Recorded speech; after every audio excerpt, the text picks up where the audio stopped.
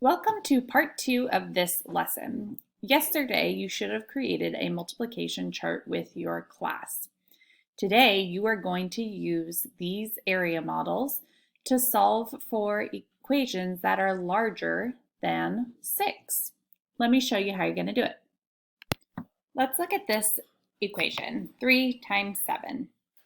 I know that all of us could solve for 3 times 7, but how could we use the multiplication chart that we just created to solve for it? Well, considering we didn't introduce any 7s, we only went up to, maybe we can break 7 up into 2 smaller numbers, like 5 and 2. So I'm going to find those rectangles, 3 times 5 and 3 times 2. I'm going to solve for each one of them. So 3 times 5 equals 15, and 3 times 2 equals 6. Now I'm going to put these two rectangles together. 5 plus 2 is 7. So 3 times 7. Let's solve for it using the smaller rectangles. 3 times 7 is equal to 3 times 5 plus 3 times 2. 3 times 5 is 15, and 3 times 2 is 6. So 15 plus 6 is equal to 21. So 3 times 7 is 21. What we just did here was the distributive property. We distributed 7 into 2 smaller numbers, 5 and 2.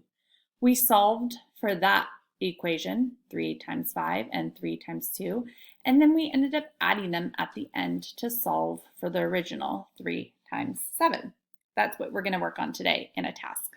This task is called adding rectangles to multiply. It says use the multiplication chart to help you solve 4 times 8. First, we're going to break 8 into 2 smaller numbers. So you get to decide which numbers you want to break 8 up into. You could do 3 and 5. You could do 2 and 6. It's up to you. Then you're going to find the rectangles on the class chart and then just draw them. So if you decided to do 3 and 5, then first you're going to do 3, and it's going to be 4 times 3. So here's what it would look like. There's my 4 rows and my 3 columns. And I'm going to label each side just so I get used to labeling, and that's 12 total. Remember, it's up to you which numbers that you want to choose for this. After you've solved for both of them, then you're going to put the rectangles together and draw your new rectangle, very similar to what we did here.